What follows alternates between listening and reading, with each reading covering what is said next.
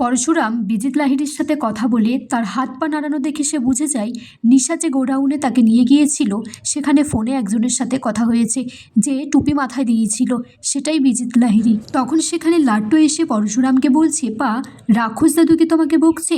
তখন জিৎ মুখার্জি ধমকে দিয়ে বলছে যে মুখ সামলে কথা বলো। পরশুরাম বলছে, 1 মিনিট, এটা আমার বাচ্চা, আর শিশুদেরকে কখনো ভয় দেখাতে নেই।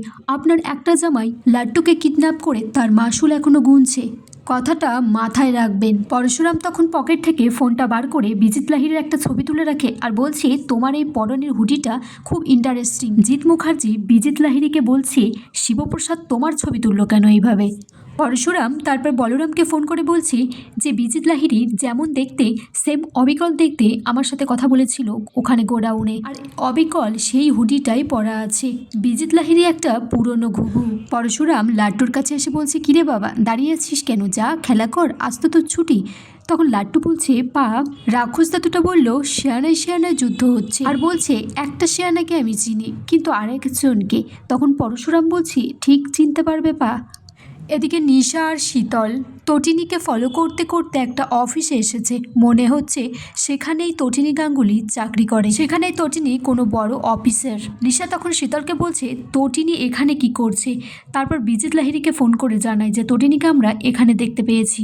বিজিত লাহিড়ী তখন বলছে, বেশি সময় দেওয়া যাবে না, সাপের থলিতে যদি বিষ বেশি হয়ে যায় তাহলে বিষ দাগটা উপড়ে দিতে হবে। পরশুরাম তখন আড়াল থেকে শুনে বলছে, আশ্চর্য, তটিনীকে কেন মেরে দিতে বলছে? শীতল তারপর বাপ্পারকে ফোন করে বলে যে তটিনী গাঙ্গুলিকে মেরে দাও, শাখা সিঁদুর আর পায়ে আলতা নিয়েই ও স্বর্গে যাবে, কিন্তু সাবধান, স্বর্গে যাওয়ার পথটা যেন কেউ না জানতে পারে। তটিনী গাড়িতে করে ফিরছে, তখন তার দিদি ফোন করে বলছে, তুই কোথায়, তাড়াতাড়ি ফিরে আয়, বাচ্চাগুলো না খেয়ে বসে আছে, আর ওরা বিকেলে কি খাবার খায় সেটাও তো আমি জানি না। তখন গুন্ডাগুলো এসে তটিনীকে বন্দুক তাক করলে থেকে আরেকটা গাড়ি এসে সেখান থেকে দুজন মানুষ ফোর্স হিসেবে এসে গুন্ডাদেরকে মেরে দিয়ে তটিনীকে বাঁচায়, আর তটিনীকে বলে, ম্যাডাম আপনি এখান থেকে চলে যান। দিকে লাট্টু আর পিকে বলছে, বিস্কিট চায়ে ভিজিয়ে ভিজিয়ে খাবো, দাও না মাসি। তারপর পরশুরামও সেখানে হুডি পরে এসে গুন্ডাদেরকে মারে। আর তখন পরশুরামকে ফোন করে বলছে, তুমিও বাইরে, তটিনীও বাইরে, তাড়াতাড়ি ফিরে এসো। আগামী পর্বে দেখা যায় বিজিত লাহিড়ী তটিনীর কাছে জিজ্ঞেস করছে, আপনি ওই ডিপার্টমেন্টে কি করছিলেন? তখন তটিনীর দিদি সেটা শুনে বলছে, কোন ডিপার্টমেন্ট?